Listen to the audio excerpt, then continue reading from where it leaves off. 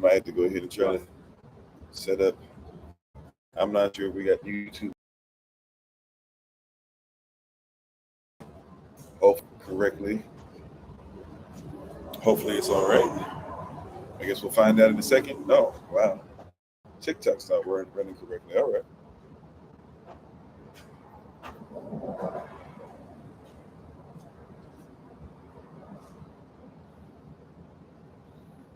Yeah, I'm not sure. Looks like YouTube's not working correctly. Okay. Uh, man. Man. Okay. Give me a second, you guys. Hold on.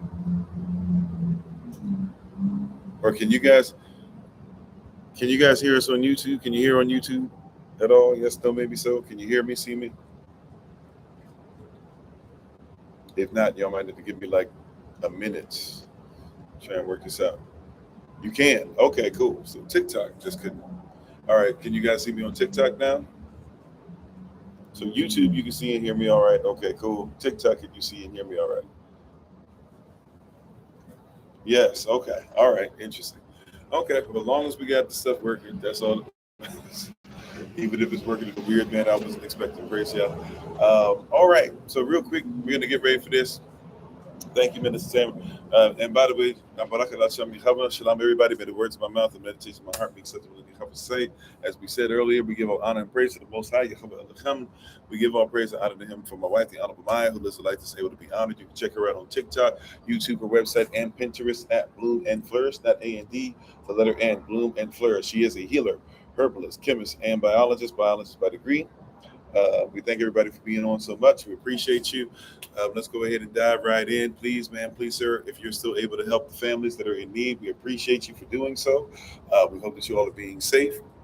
And we're glad and grateful and thankful for you guys to be on today. Today, I want to talk about cultural confidence. Cultural confidence. And let's just say hello, everybody, real quick. How you doing, Sister Renee? How you doing, Sister Carla? How you doing, Ty, Minister Anais, Sister Nadine, Minister Tamara, Sister Monica, LJ, everybody, Lida, and everybody, Emmanuel, Sister Deborah, everybody. By the way, we did have another meeting today. I told you there's going to be a bunch of impromptu ones. It is recorded. It is on the Google Calendar invite that was sent out.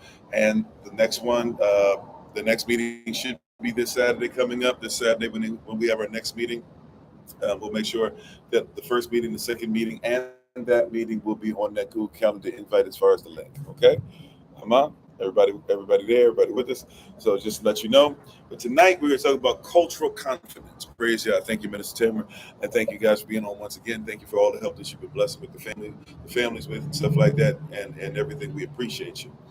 All right. So oh yeah, no problem. No problem. That's why we got to record it. I knew a lot of this stuff is impromptu. I still got a lot of impromptu stuff that's going to be going on. I'm going to be doing a lot of last minute stuff, trying to prepare for me getting ready to take a little break. So a lot of stuff's going to be impromptu, so y'all work with me. I'll work with you. Praise y'all. So the recording is on there. Ministerial staff, you're going to be seeing some recordings. MITs, you're going to be seeing some recordings. Classes, you're going to be seeing some recordings. Just work with me, and I'll work with you. I promise we'll make it happen, okay? Because come October 6th, I may or may not dance around a little bit in the texting, but I'm going to try my best to take an actual vacation. So up until that point, we got a lot that we got to try and get done. Appreciate you. How you doing, Sister Rhonda? How you doing, Spiritual Prospect? All right. How you doing, Brother TJ? So tonight we're going to talk about what? Cultural confidence. Cultural confidence. How you doing, John? Thank you for being on. Appreciate you. Cultural confidence. What do we mean? Being confident in culture is something that gets you in a lot of trouble and stuff nowadays. Gets a lot of frustration, gets a lot of people upset when you actually just talk about things standing on your culture, standing on your square, if you will, standing for what you believe. It's something that a lot of people have a lot of issue with. A lot of people talk about interpretation, interpreting the word of Yah, interpreting how they feel, interpreting what law is, etc., interpreting lyrics, music. But it's hard to interpret something when you don't have the culture there, right? And one of the things that we're dealing with, if you didn't notice, even in the series that we just came out of, right? The series that we did for 25 days, something like that, which was Who's Listening, is that a lot of people, if you notice, they do not have cultural reference point. How you doing, Sister Iska? And what happens with a lot of people is that we're in a situation to where people think we all add in a bag of chips. They think that we're overconfident. They think that we're too charismatic. They think that we're too much into the word of Yah because we are confident in culture, right? But here's where I've gotten to in life. How you doing, Romac? How you doing, Big Bro? This is where I've gotten. This is just personally where I'm at. Praise Yah. Here's where I am in life. Okay? Culturally speaking, this is just where I am in life. You ready? I'm at a place in my life where I realize and I recognize that I'm not going to be somebody who's apologetic, or in other words, is going to keep trying to explain every nook and cranny of me being into my culture. If you don't recognize my culture, if you don't know how to interpret it, if you're not somebody who's willing to be invested in it, then that's fine. It's not for you. But just because you don't want anything to do with my culture doesn't mean I do not. Right? And so I think we could probably have a much better conversation, if we be honest, if you just allow yourself to be in yours and not be in mine. See, a lot of people are hating on the wrong thing. You should hate on the devil. You know, you should hate on the blessings. I don't know why you would, but if anything, but you're hating on me doesn't do anything, because all I do is represent the culture. How you doing, old head energy? How you doing, Minister Shante? All I'm doing is representing the culture. That's it. You're not hating on me. You're hating on the culture. I have confidence in my culture. This is cultural confidence. Ooh, and it's confidential culture. Come on, Holy Spirit. It's cultural confidence. Simultaneously, though, truth be told, it's confidential culture. What am I trying to say? In other words, it's confidential culture. It's coded and hidden to some who don't recognize it and don't know how to be able to glean from it. And you haven't studied it and you haven't lived it, and therefore it's something that doesn't make sense. But to you, since it doesn't make sense, you have no confidence in it. However, I who live in it, I am what? Culturally confident. I have cultural confidence. And see, it's cultural confidence for me. You can read the same Bible verse and because you're not into the culture, because you're not aware of it, you have no idea how to use it. So you can read the same verse that I read and you have no confidence. Therefore, you are what? It is confidential culture. You're not in. You're not allowed in because you don't live righteous. You're not allowed in because you're trying to be lawless. Right? For those of us that are doing what we're supposed to do with it, it has uh, cultural confidence. What you say, Matthew 13:11? Let's go there. We didn't even read the scripture. Praise yeah. Let's go there. Matthew chapter 13, verse 11. Oh, matter of fact, yeah, exactly. Right. I already know where we're going, right? The sower of the seed. Verse 9, let those who have ears to hear, let them hear. They say, yo, Yehoshua, why are you always speaking to them in parables? Right? Oh, yeah, sure. Thank you. They say, why are you always speaking to them in parables? And he says it's not for them to know the mysteries of the kingdom. But let's read it together. Let's turn there if you can in your Bible, Matthew chapter 13 and verse 11. See, there's a difference between somebody, wow, thank you, Holy Spirit. There's a difference between somebody who has cultural confidence and somebody who is dealing with the fact that they're dealing with confidential culture and they're not allowed in. They said, why are you always speaking to them in parables? You could have just said what the seed was. How you doing, Miss? Say hands in the dish dishwater, but you're here. Praise Yah. If you're able to stand for the reading of Yah's word, if not, say amen, say I got it, say I'm with you. I want you to hear it. I want you to reverence the word if you're able to, though. Right? Matthew chapter 13, verse 11. It reads as follows. It says, this is Yehoshua, this is the Messiah. How you doing, Brother Vincent? It says, he answered and said unto them, because it is given unto you to know the mysteries of the kingdom of heaven, but to them it is not given. Come on now. Yehoshua, why won't you let everybody in on this? Shouldn't everybody know? Shouldn't this be something everybody can be confident in? Shouldn't it be cultural confidence for everybody? If somebody should read the Bible. If anybody reads the Bible, everybody who reads the Bible should get the same thing, shouldn't they? He said no. He said his answer was, he didn't shy away from it. His answer was what? His answer was, because it is given unto you, disciple. That's who he was talking to, right? Was he talking to the 12? Was he talking to everybody? He wasn't even talking to all Israel, right? He was talking to who? He was talking to the 12. How you doing, Michelle? Right? He wasn't talking to everybody. He was talking to the 12. Hmm. See, you make a mistake that every time Yahushua spoke, he spoke to everybody in public. You make the mistake of believing that every time Yahushua prayed, he prayed with everybody. He didn't even trust everybody with prayer because there's some things culturally that are confidential. See, I have cultural confidence where others have to deal with confidential culture. There's some things that are not for you because you're not ready, because you're not studied, because you're not in the right place, because you're not grafted in, because you're not Israel.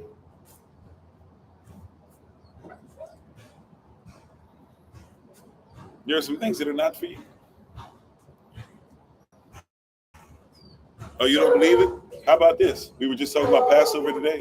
How about something in Passover?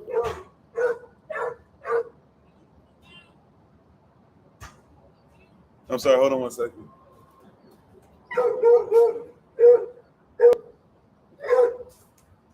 Oh, okay. Thought somebody was over there messing with the family. Uh, we were talking about Passover earlier today. Garden of Gethsemane. The Garden of Gethsemane. It says Yahshua went to a place. He knew what was about to happen. He took his disciples with him. They went to the garden. It says that he had all, well, not all 12. One of them had dipped out so he could betray him, right? But he had the other 11. 8 of the 11, right? 8 of the 11 are asked to stay back. He takes 3 of them and he goes further with them and he says, I need y'all to pray. And then he leaves those 3 there and he goes a little further in praise. Because just because you're in the same place, just because you read the same word, doesn't mean that there are not some things that are not confidential. See, there's confidential culture. There's some things that aren't for you. You walked with me as the 12. There were 1 that already dipped out. There were 11 that were left over, and only 3 I need to go and pray. And even those 3 kept falling asleep. That's why at a certain place he had to go by himself. There were certain things he couldn't do with everybody. How you doing, Sister Nadine? See, some things are confidential culture. You're so busy trying to make sure everybody can be in on everything. And y'all saying there's some things that are confidential in this culture, right? But you have to have cultural confidence, right? When something's not hidden to you, but it's hidden to somebody else, you got to have the cultural confidence. You know what I'm saying? You had a cultural confidence. When something's hidden to you, but it's not hidden to everybody else, are you confident to keep on walking? Because not everybody's supposed to get what you get. Not everybody's supposed to live how you live. Not everybody's going to see what you receive. There's some things that you've gotten over and over again so much in your spirit, and somebody else who's not even able to comprehend what's going on. There's some things you got to have cultural confidence in. There's some things that's confidential culture. What does that mean? Once again, that means that some things they're not for everybody. You sitting up there looking for everybody to believe, to join in. Why all my friends? Look, you don't need all your friends. You need 2, 3 confidants and keep it pushing. Only a remnant. You need 2, 3 confidants. If you can get 2, 3 people that'll agree with you and y'all agree come hella high water, look, one of y'all can give flight to 1,000, 2 can give flight to 10,000, add an extra, give flight to 100,000 and keep it pushing. Right? And realize that there's more that will disagree that will agree. Did you catch that? There are more who will disagree. I'm just trying to tell somebody. There are more people that will look at you and say, there's no way that's going to work. Because there are more people who would rather be public than private. There are more people that would be ignorant than woke. There are more people, watch this. The majority of people show up to your churches and don't even read the Bible.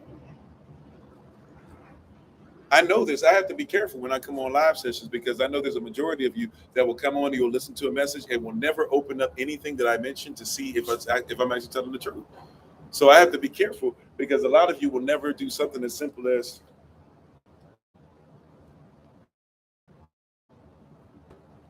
a lot of people will never study to show themselves. Study to show yourself approved.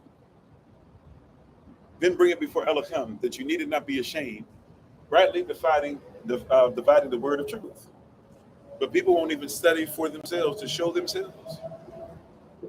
And I realize that I have to be extremely careful, because there are some people that if I don't explain it in a righteous manner or enough in a certain manner, there are a lot of people who will never open up and check out what I'm talking about.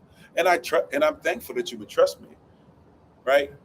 But what I'm saying is that you got a lot of people that are doing that. Just you got to have some cultural confidence, but also realize if they're not willing to open up the scripture, there are some things that are going to be confidential. No matter how much I preach it, no matter how much I teach it, no matter how many pictures I show, there are going to be some people who you will be left out of certain things.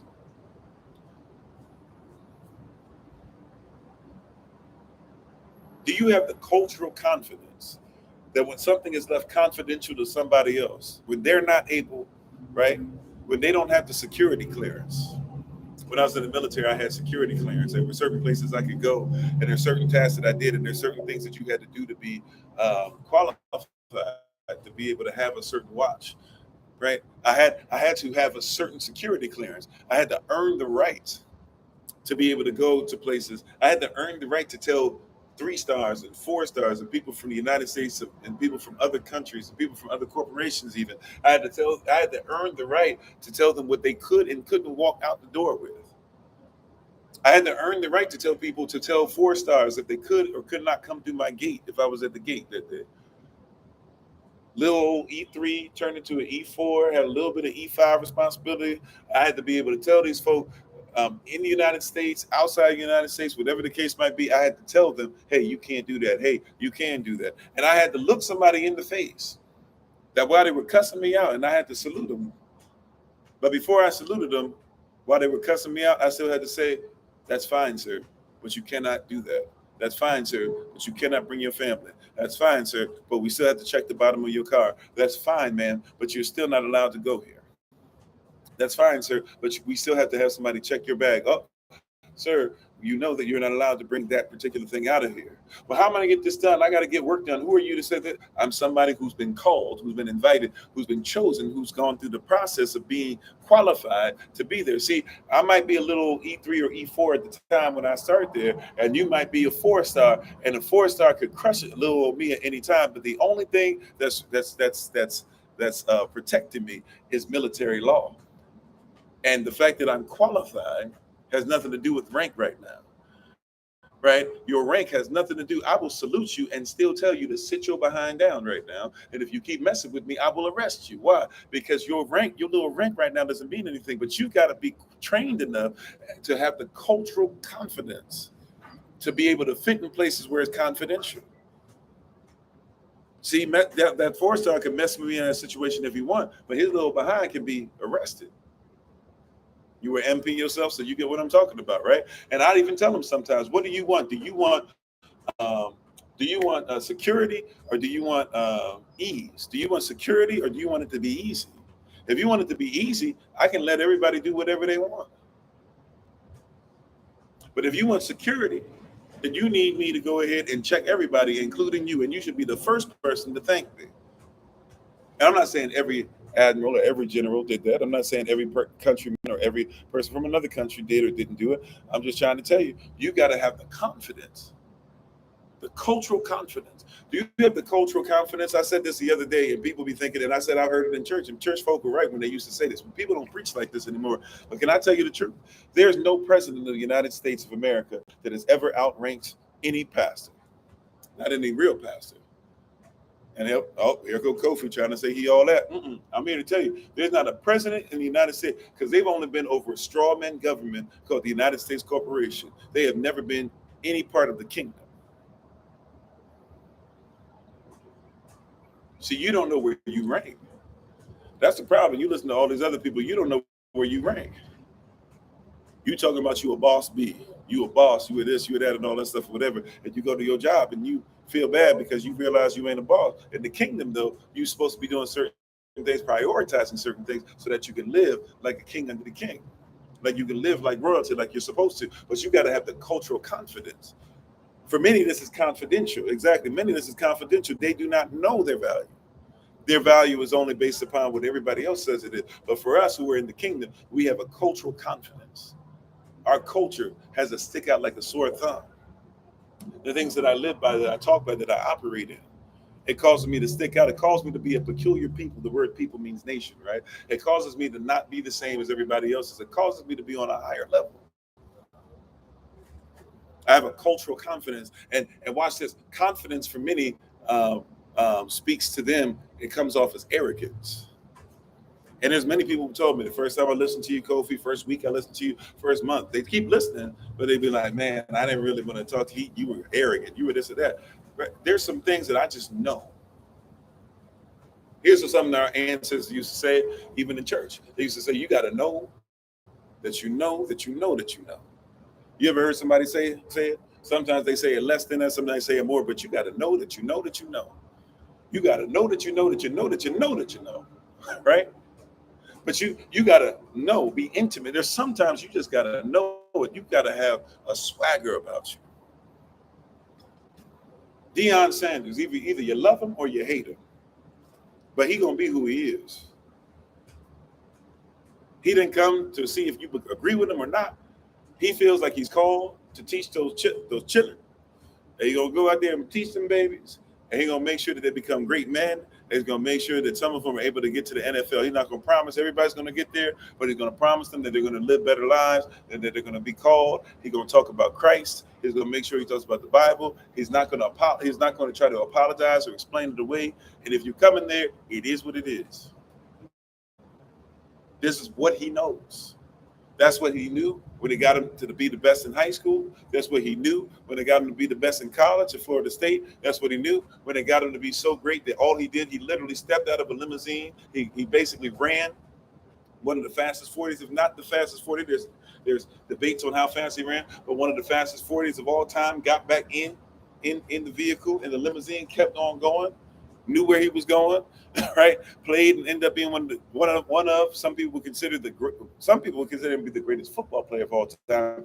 Many would consider him to be the greatest cornerback of all time. Then left that and started becoming the greatest coach. And even with his own people trying to tell him that he was bad, that he was terrible, that he was a sellout and all this stuff because he decided to go somewhere else, even though we failed him as a nation and didn't back up what he was trying to do. Nobody cared about lifting him up. Nobody cared about the corruption he went through. Nobody cared about the money he was putting in of his own, losing his own money. He leaves and goes somewhere else. And now everybody, that's my boy. I'm so excited. I want to do this. No, you're not. You left him hanging. But he didn't stop. He didn't waver, even in the midst of all that. Why? Because he had cultural confidence. It was confidential to a lot of you. A lot of people were saying Deion Sanders, if he wins, seriously, Paul Feinbaum, if you know some of these names, Paul Feinbaum, this person, that person, whatever, if you listen to them, they will tell you straight up. They'll say, if you listen to them, they were saying stuff like, man, he went from the SWAC and all that stuff, and this and that. He thinks that he's great. Man, he'll be lucky this year. This is what they were saying. He'll be lucky this year if he wins 3 games. Colorado is 3-0. They said he'd be lucky. That's the word they use. They said if he won 3 games, and here he is now 3-0, right? Everybody talking about something. You got to know, where's your confidence at and what you called to do. Don't trip off what everybody else says. What's your confidence? Right? I don't do 9 to 5. And people said you can't do this and not do a 9 to 5. You can't just talk to people and teach people and help people to come into the kingdom. And you can't teach people how to grow food. You can't teach people how to read a word. You can't teach people how to go to school and do stuff. They said that you can't do that and do this, right? But that's what a Levite is. But they said, well, that's Old Testament. That's old school. We don't really do that anymore. Why not? Did Yah's word change? Somebody told you can't be the business owner. Why not? I'm just trying to help somebody. Somebody told you that you can't go online. Matter of fact, you sometimes tell yourself, I don't know nothing about going online. Neither do I. Well, I'm not that great with technology. Neither am I. How you doing, Sister Tori? What is stopping you? Well, nobody in my family's, ever had, true generational wealth. Why? What does that have to do with you? Well, my family, and maybe it's even the curses, the sins of the father they dropped in. But at some point, are you going to be a curse breaker? Where's the confidence in the culture? Where's the confidence in the kingdom? Kingdom of heaven is in you. The seed is in you. Might I, as much as I just said, this might come off braggadocious or whatever, but might I come off braggadocious if that's the case? Might I be a braggart, if you will? I don't sit here every day and do this and have it to where we travel and we do meetups and we talk to people and we show up at schools and we talking to children, we talking to adults. We don't put this much effort into trash. Can I say it like that? I don't put effort like this in the trash. What do I mean? Ain't nobody listening to me that I think can't make it. Right? And I don't believe that what I speak is trash because I don't speak of myself. I speak of what Yahweh Elohim has told me, what Ruach HaKodesh leads me to do, what is covered by Yahashua HaMashiach. So if we're getting word from Yah, and if you're getting deposited every day, and if I'm not putting it in trash, but I'm putting it in great soil. And by the way, even if people call it trash, you know some of the most fertile places to sow are the compost heaps, are the places to where they're landfills. If you could be around a landfill, your stuff will probably grow better because you'll be able to get a whole bunch of nutrients and stuff back in the soil that don't go back into the ground where you are eating from as is.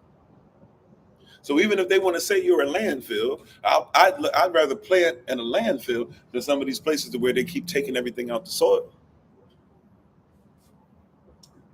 Come on, 10 toes now. Somebody missed it. I'd rather plant inside a landfill. There's some of these places that they got you planting now because planting in landfill at least is guaranteed to be able to get some nutrients back. They call it trash. We call it nutrients. You're supposed to put the banana peel back where you ate the banana. You're supposed to put the apple core back where you got the apple from. You're supposed to put the seed that you get in the fruit back into the ground. Why is it that you having more coffee beans than seed that gives you coffee trees?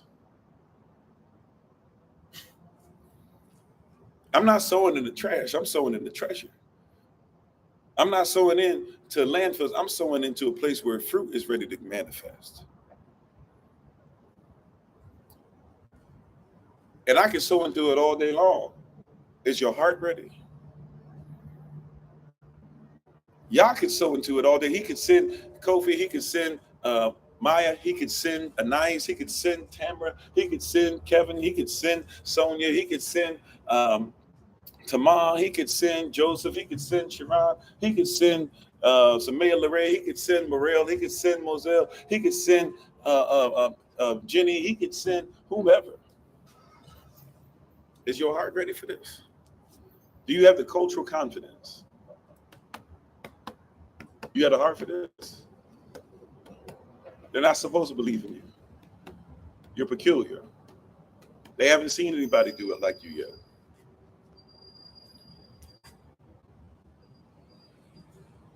They haven't seen an Israelite. Watch this. Some of you, this is going to sound wild to some of you, but it's the truth. Do you know that there's some people who've never seen an Israelite be married and be faithful to his wife yet? The Hebrew Israelite that all these people talking trash. Do you know that there's some of you that have never seen a Hebrew Israelite be faithful to their wife? That's going to mess with somebody's mind. I want you to think about it. Some of y'all, I didn't say all of y'all. Some of you listen to more people than others. I want you to be honest. There's some Hebrew Israelites that put content out, tell you about marriage, tell you about this, tell you about that, and you haven't seen them be faithful to their wife.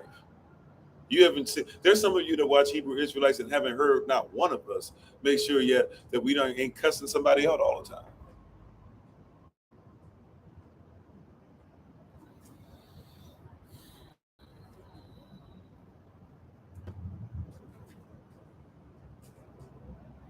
Oh man, if you're gonna do John 14, you got to do it correct. Beloved, let not your heart be troubled. Believe in the Father, also believeth in me. In my Father's house there are many mansions. If it was not so, I would not have told you. That's talking about marriage. That's a marriage scripture. Who's married to the Most High? You got to look at Jeremiah. And then those who are grafted in, you got to look at Revelation chapter 7. You got to do it all the way, right? But you got to be ready. What are you called to do that you're afraid to do? What is it that Yah said that Yah has revealed, but you're afraid to show? I got to get ready for class. If I have more time. What is it that Yah has shown you that you won't even reveal? That you think he revealed it to you so that you could make sure that you keep it. And are there some things that Yah reveals that's just for you? Sure. But he ain't revealing everything just for you to keep it. You hoarder. You talk about the heathen hordes or the Babylonian hordes or the Mongolian hordes, but you hoard the word. Yeah, I'm talking about reverse of what the other person was talking the other day. You heard the word. You hoard the word.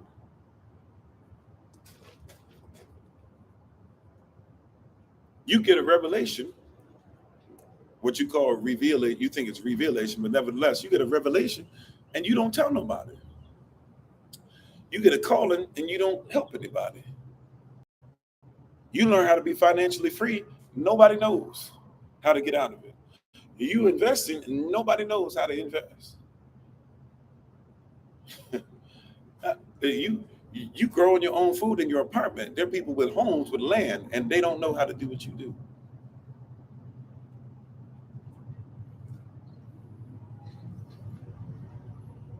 You need to have the cultural confidence. There's somebody whose life depends on you being confident enough to teach them the will of Yah. Revelation chapter 3, verse 8. I'm sorry, verse 9, excuse me. That he's going to set right who are the chosen people, who's the chosen nation. And then after he sets that right, it says specifically that he's going to make it a point. Once he sets it right, he's going to show the world he's always loved you. But in between there, don't forget, it says that people are going to come and sit at your feet and learn how to worship. But here you are with no cultural confidence. There are certain things that are confidential. That's not for everybody. But you got to have cultural confidence in what you do. At least live righteous so that somebody can get something out. That makes sense? Anyways, thank y'all. Appreciate the king, queen in each and every one of you, even if you're not living inside that kingdom or queendom yet. I appreciate the potential king, queen in each and every one of you. I got to get ready for class. You guys take care. As always, we give all honor and praise to the Most High. We give all praise and honor to him for my wife, the Honorable Maya, who lives a life that's able to be honored. You can check her out on TikTok, YouTube, her website, and Pinterest at Bloom and Flourish. Not A&D, the letter N. Bloom and Flourish. She is a healer, herbalist, chemist, and biologist by degree. Thank you all for being on. We appreciate you. As always, it's been Pastor Kofi, Pastor Servant to Christ, where we are always changing lives one mind at a time, but be the voice of the voiceless and speaking the unspoken until I have the great privilege, opportunity, and responsibility of being in front of you all again. Please remember, as always, Yashla Al, that you are loved, you are necessary, you're majestic, you're fearfully, wonderfully made, and you, which is all of us working together, will be the reason why people who are in this system no longer have to be of it. Shalom, family. Peace. Take care of one another. And don't forget that there's still some families that might need help. If you're able to help them, we thank you in advance for doing so. Talk to you guys tomorrow, 8 a.m. Eastern New York time, Kofi _43. Shalom, family. Peace. See you guys for class.